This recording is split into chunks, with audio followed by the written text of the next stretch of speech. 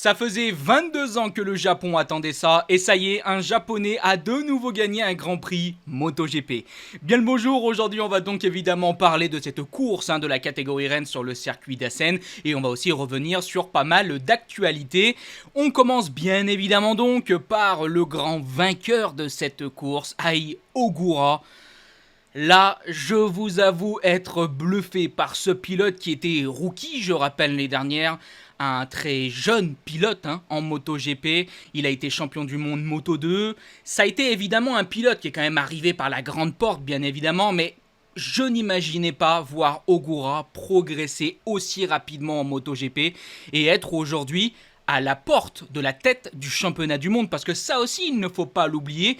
Ogura avec cette victoire prend de très très gros points, et j'ai envie de vous poser cette question: est-ce que finalement Ogura pourrait pas être le champion du monde 2026? Alors oui, évidemment, attention à la culture de l'instant. Ogura est très fort aujourd'hui, peut-être que ça ne sera pas le cas sur le reste de la saison. C'est vrai que la grosse interrogation qu'on peut avoir aujourd'hui avec le japonais, c'est sa régularité.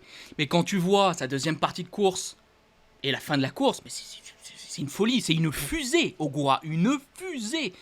Parce qu'il a eu un problème avec le radar device, donc il a perdu un petit peu de temps, je crois environ une seconde, et à la vitesse qu'elle il est revenu, c'est vraiment dingue le rythme qu'il a.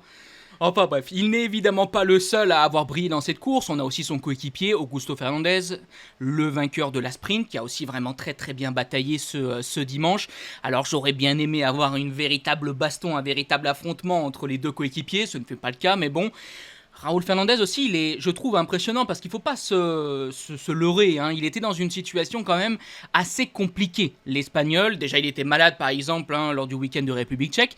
Mais surtout, du point de vue de sa situation générale en MotoGP, on l'annonçait possiblement partant. Parce que, c'est vrai que Raúl Fernandez, c'était pas le pilote qui brillait le plus et qui était le plus impressionnant. Malgré, je rappelle, une victoire, par exemple, l'année dernière. Mais bref. Ensuite, il y a eu des rumeurs sur possiblement une arrivée de Raúl Fernandez chez Tech 3, et maintenant on parle évidemment de l'envie de Trackhouse de poser un gros contrat de 2 ans pour sécuriser l'Espagnol. Et c'est logique, parce que malgré cette pression, cette épée de Damoclès qu'il a au-dessus de la tête, Fernandez il fait quand même des résultats plus que bluffants et plus qu'impressionnants. Troisième pour conclure, c'est aussi un pilote Aprilia, c'est Jorge Martin. Alors Martin, il lui en a clairement manqué dans la deuxième partie de course, les pilotes Trackhouse étaient beaucoup plus rapides. Mais du point de vue du championnat du monde, il fait une extrêmement bonne opération, parce que c'est lui qui prend les rênes du championnat. Lors du week-end d'Austin, je vous disais que pour moi, selon ma petite analyse qui sortait de mon chapeau, je voyais Jorge Martin comme le champion du monde 2026, en tout cas celui qui était dans la meilleure position. Bon, pour l'instant, la dynamique va aussi dans ce sens-là.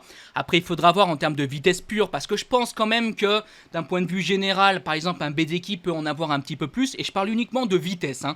Et pour donner un petit mot sur Bezzecchi, l'un des problèmes apparemment de l'italien, c'est la pression, cette capacité à gérer le championnat, à gérer la pression.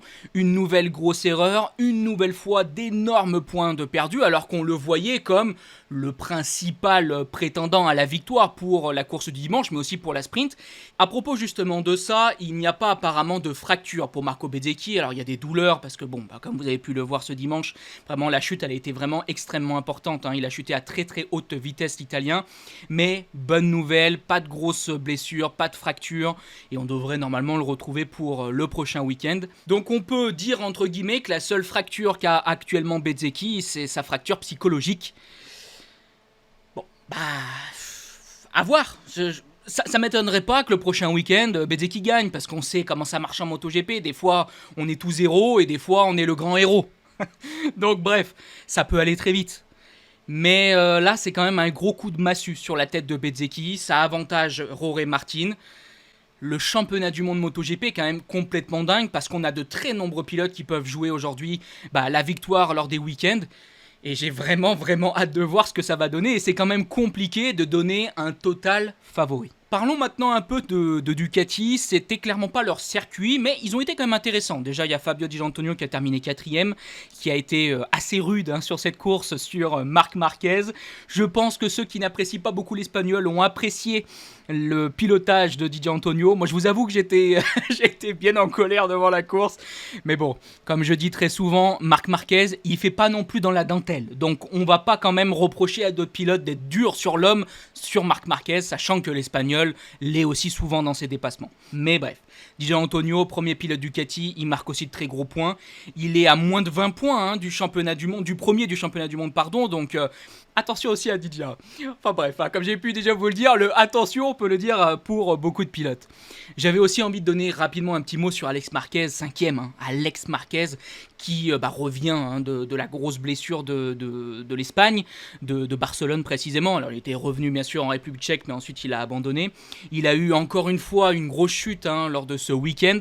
C'était pas beau, il avait perdu son gant, il a été quand même bien éraflé, bien blessé, et il va chercher un top 5. Je trouve que c'est aussi une performance qu'il faut clairement mettre aux avant-postes, j'ai envie de dire. Alors c'est vrai que si on peut donner un petit mot sur Francesco Bagnaia, malheureusement qui a eu un problème technique. Coup dur parce que je pense qu'il était aussi pas mal, Pecco. Un peu plus en retrait au début, il se bagarrait avec Marc, mais je pense vraiment que Pecco, il pouvait peut-être finir premier pilote Ducati au cours de cette course. Après, face aux Aprilia, là par contre, je pense que c'était pas vraiment possible de faire grand-chose. Mais bref, pour son coéquipier, pour Marc Marquez, bon... Marquez précisément, il a fait une déclaration, il a dit quelque chose qui m'a quand même étonné. Il a dit: au moins je repars sans blessure. D'accord, bon, oui, oui, c'est vrai. C'est mieux que de repartir avec une blessure, c'est sûr. Bon, je tire un peu le trait, mais c'est vrai qu'on a senti un Marc Marquez sur la retenue. Il n'apprécie pas beaucoup ce circuit d'Assen. Il a expliqué plus d'une fois que ce circuit, il y avait des grosses pierres. Il avait peur de se blesser. C'est un circuit où on va très très vite. C'est une piste qui n'est pas non plus très très large. Bon, 7ème, il a été aussi pénalisé donc à la fin de la course parce qu'il est passé dans le vert. Alors ces histoires de partie verte aussi, par rapport à ce qui s'est passé pour Pecco samedi lors de la course sprint, je trouve que c'est une ineptie. On a fait donc perdre une position à Pecco alors qu'il est passé d'une moitié de pneu dans la partie verte. Franchement, si tu mords complètement ou un truc comme ça, ok, mais là, tu mords de quoi d'un demi-pneu. Alors bon, en vrai, je sais pas pourquoi je me plains, parce que vous allez sûrement me dire, il y a un règlement, on le respecte et vous avez raison, mais je trouve ça... Bon, bref, voilà. En tout cas, Marquez a été aussi pénalisé pour être passé dans la partie verte en fin de course. Il a perdu donc une position. Il conclut cette course 7ème. C'est sûr que par rapport aux 2 derniers week-ends où il a gagné le dimanche, on a vu un Marc Marquez moins étincelant. Et pour conclure avec cette course du dimanche, on a aussi Bastianini 6ème. Bastianini, premier pilote KTM. Alors lui aussi, on l'annonce partant. Possiblement chez Gresini. On a aussi parlé possiblement de Trackhouse. Ça va un peu dans tous les sens. On attend ces fichues officialisations, bon sang, mais quand on sait qu'on va les avoir, ça va arriver. Vraiment, dans les jours à venir, ça va arriver, mais ça met encore un petit peu de temps. Alors, on en a eu déjà quelques-unes, j'en ai parlé dans la précédente vidéo.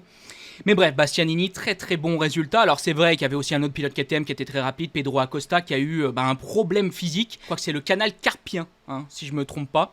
Il va être justement opéré, le pilote espagnol, à cause de ça. Alors on a cru à un problème technique parce que c'est vrai que KTM il les enchaîne quand même les problèmes techniques. Pareil, dans l'une de mes précédentes vidéos, j'ai fait un peu la gueule justement par rapport à ça. Maintenant, les problèmes techniques ils continuent parce qu'il ne faut pas oublier qu'Acosta il a eu 2 soucis avec sa moto au cours de ce week-end. Alors apparemment c'était un problème qui a été résolu et que c'était pas spécialement en lien avec les anciens problèmes qu'ont pu avoir les pilotes KTM. Apparemment là quand ils montaient en fait sur le vibreur, ça faisait un problème avec la moto et du coup la moto elle se mettait en arrêt. Voilà, c'est ce qu'on nous a expliqué. Apparemment ce problème a été résolu. J'ai envie de vous dire tant mieux. On termine ce top 10 avec Fabio Quartararo 8ème, Alex Rins 9ème et Luca Marini 10ème. On n'a pas beaucoup vu les machines japonaises aux avant-postes, mais ça reste un résultat assez correct pour eux. lors de cette course du dimanche. On va maintenant passer à une petite polémique qu'il y a eu lors de ce week-end sur le circuit d'Assen. Une polémique assez compréhensible parce que, vous le savez, le MotoGP essaie d'améliorer évidemment la sécurité d'un point de vue général, mais aussi d'améliorer la sécurité sur les départs. Après des départs qui ont été très compliqués, par exemple en Hongrie ou encore à Barcelone où il y a eu des gros accidents, il y a eu des pilotes blessés, on essaie donc de trouver des solutions. Alors on en a déjà parlé, on va essayer d'écarter un peu les pilotes sur la grille de départ, ok. Et l'une des solutions qui était trouvée aussi, c'était d'enlever le All Shot Device. Donc d'enlever le fait que la machine s'abaisse à l'avant. Attention, on ne parlait que de l'avant et non pas de l'arrière aussi. Parce que vous savez qu'il y a le All Shot Device, le fait qu'on abaisse la moto à l'avant, et il y a le Ride Height Device, le fait qu'on abaisse la moto à l'arrière. Le Ride Height Device, il reste. Mais on a donc banni pour la première fois le All Shot Device lors de ce week-end. Et alors qu'on pouvait imaginer que c'était une bonne chose pour la sécurité, et comme je vous l'ai dit, ça a fait polémique parce que plusieurs pilotes sont montés au créneau et ont clairement fait comprendre que non, c'était même actuellement beaucoup plus dangereux. Je vous montre deux déclarations de deux pilotes qui pourtant n'ont clairement pas peur d'aller au front, Pedro Acosta et Marc Marquez. Le pilote KTM a déclaré « Je pense que maintenant c'est même plus dangereux qu'avant, parce qu'il est assez facile de faire un wheelie et aussi de rester pratiquement arrêté au milieu de la piste. » Sur ces dispositifs, il déclare « Il devrait envisager de les supprimer ou de réintroduire le dispositif avant, parce que je pense que la situation est même pire qu'avant. » Et c'est globalement le même son de cloche pour l'Espagnol de chez Ducati qui apparemment même regrette peut-être déjà ce All Shot Device. Il déclare « Mais le problème, et c'est pour ça que je dis que c'est beaucoup plus dangereux, c'est que par 2 fois j'ai dû freiner alors que la roue avant n'avait même pas encore touché le sol. Mais c'est normal, la moto se comporte comme un chopper, on roule sans direction et surtout il faut faire attention quand la roue avant retombe. Quand on roule seul, c'est très facile à contrôler, mais avec d'autres motards, bonne chance pour deviner qui va couper les gaz en pleine ligne droite et poser la roue avant au sol. C'est très dangereux, mais je l'ai déjà dit, ils ont pris leur décision, alors on va s'adapter et ne rien dire. Alors tout d'abord, j'ai envie de vous faire un mea culpa parce que je faisais partie des personnes qui pensaient justement que de bannir ce All Shot Device serait une bonne chose pour la sécurité et même d'un point de vue plus large pour le sport, pour la compétitivité des différents pilotes sur les départs. Mais bref.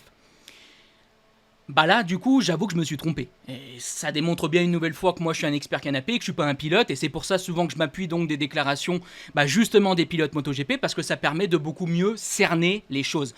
Et là, on voit donc avec ces déclarations d'Acosta et de Marc Marquez, que finalement c'était une très mauvaise décision.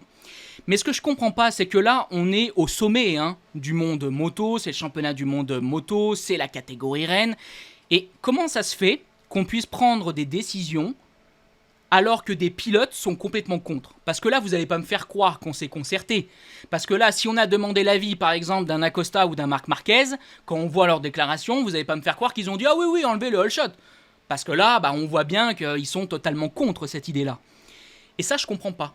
Je comprends pas que dans une telle catégorie, quand on fait des changements, on ne demande pas aux principales concernés, les pilotes.